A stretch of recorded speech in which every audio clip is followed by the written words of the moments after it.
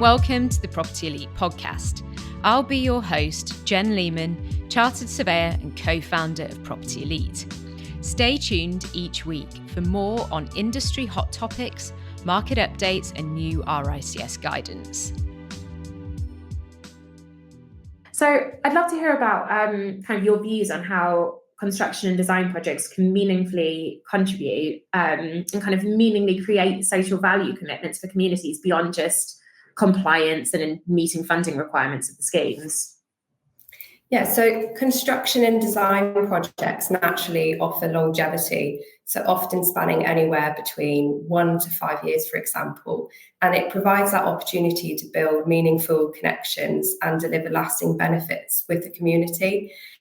And also having a physical presence in the local area with that build, it can help you engage directly with neighbours, schools, community groups, and also discover different ways in which you can support different people that you weren't aware of at tender stage, for example. So we've had really great examples pop up where it's only since we begin on site that we really get to know people, and there's community groups that are run by residents and they don't have any funding and they need the most help, and it's through that connection we find out that they've got a community garden which they're really struggling with the foundations of, so we're able to go, and we've got a great supply partner that will come in with their machinery and save you days and days worth of labour which they're just volunteering their time to do. And it's just helping groups in different ways that you wouldn't have envisioned before. So, and I do find as well, the word meaningful is popping up a lot now, and hopefully it's not going to turn too much into a buzzword, but really analyse what is meaningful for this community. What can I actually do to help?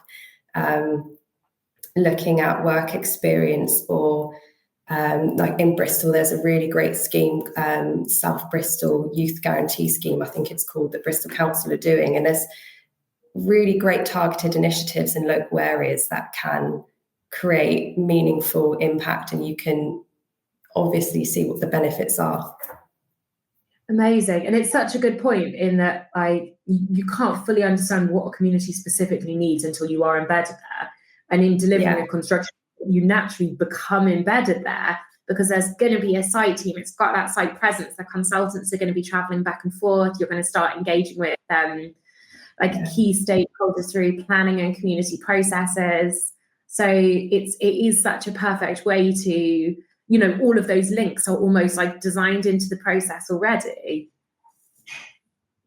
Yeah, they are. And I mean, any site you go to, they probably know everyone in the local shop or the local cafe if they go for breakfast on a Friday, and you can't help but be embedded in there. And I've been up on site before, and it's people that are walking by that ask questions, or who might be moving into the building afterwards. And it's a really nice way to integrate and also make people feel a little bit more involved and aware of what's going on site.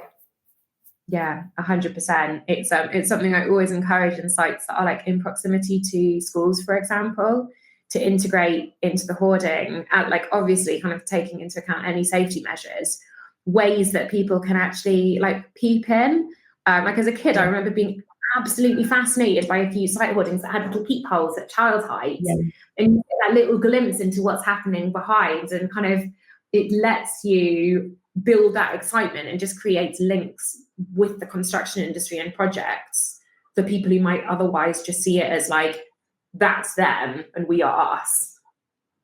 Yeah, completely. And I think going back to what Carl had said earlier about going into schools, it's something that I really enjoy doing now, because I had no idea what I was doing what I wanted to do when I was 15 or 16. And also my job didn't really exist. So I find it great to go into a school and go, look at all these incredible careers that you could have in the construction industry.